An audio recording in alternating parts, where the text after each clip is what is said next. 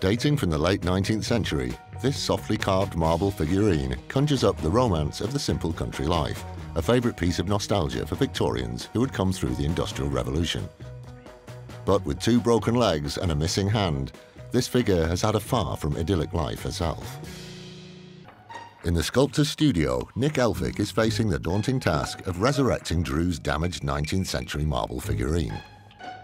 Dru's given me a nice little job here. Not happy.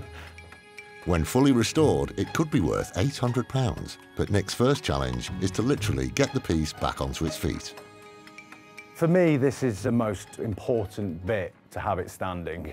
There's no sculpture if it's not standing. Then I can see her properly, so I can sculpt from that. So it's a bit of a frightening day to do, to be honest. Nick will attempt to insert a strengthening metal pin to reattach the figure to its base, along with an acrylic resin glue which sets fast and hard. You could turn into a massive job if this goes wrong, these pinning points. That's why I really want to get it over and done with. To begin, Nick's drilled a hole into the figure's detached left foot. Before I glue them, I'm going to be measuring the angle, just so I know what angle the pin is going. So when I drill into the leg, I know what angle that's at, because otherwise they won't sit up, you know? The angles will be wrong, and she's got to be standing at the right angle. So what I'm doing is I've just basically cut a tiny little bit of bar, which is just giving me a little knobble here. I get a little bit of wax and put it on the end with a little bit of paint, like this.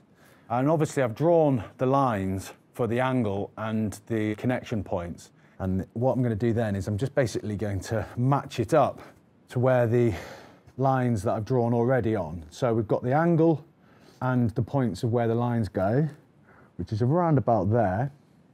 And then I press onto the leg like that. Hey presto, I've actually got the exact point in where I need to drill. Having marked the spot, Nick now needs to drill into the marble leg where the strengthening pin will go. It's a nerve-wracking process. The angle of this drill bit has got to go at the same angles of the lines. I just slowly make this key. Just don't push too hard, because you don't want to shatter the marble. Once I've got in, and I've got a nice little key in there, I'm going to change the drill and go in with a thicker drill bit. Okay, I'm actually quite nervous now. This could pop, which means it'll just shatter. But it's not going to pop, so here we go.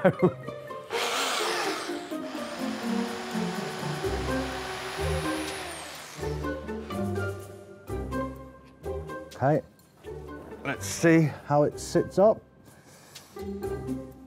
Oh, look at that. Oh, panic over. Very slowly.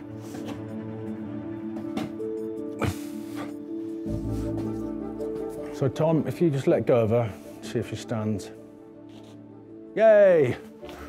Look at that, expert.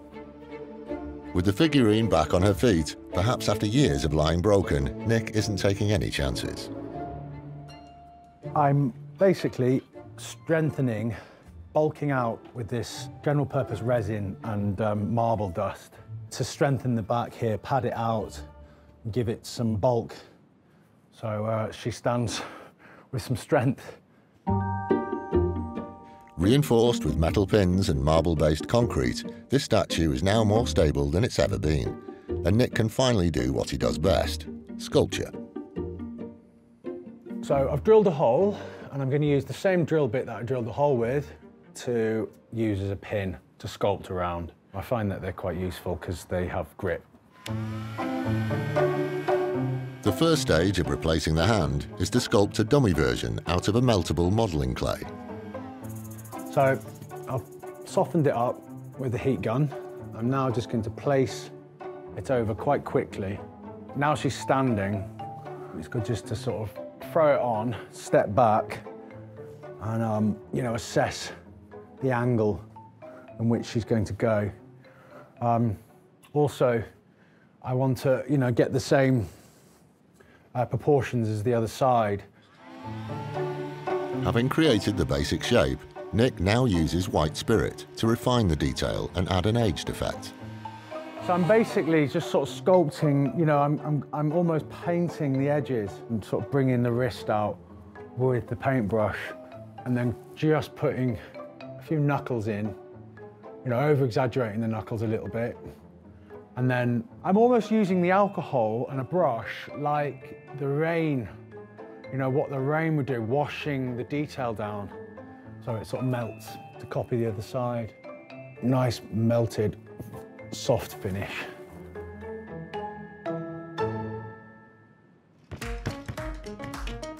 Once the model in clay hand has set, Nick needs to remake it in stone to match the marble original.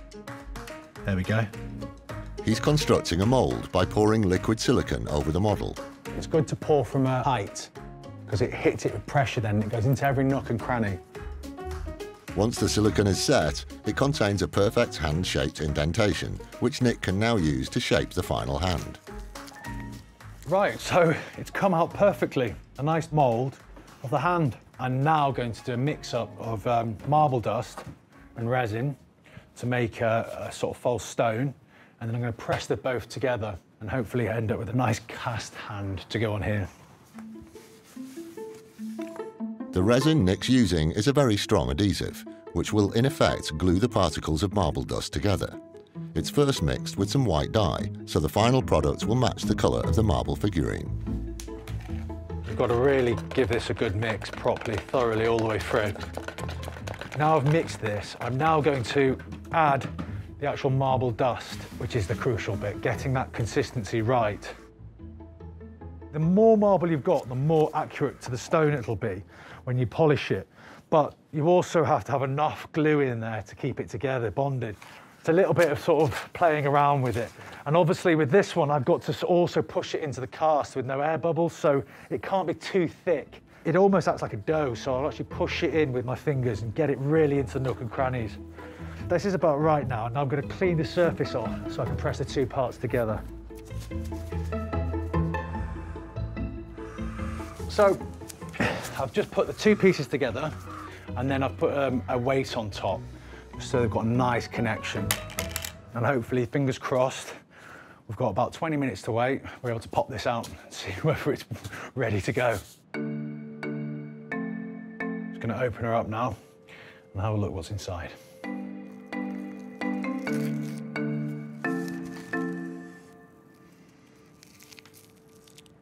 Oh, yes, fantastic. That's brilliant. Yes, yeah, it's come out nicely. The seam line's perfect. Yeah, I'm really happy with that. And the colour's right, the colour's just right. So I'll get that cleaned up now and get it attached. Fantastic.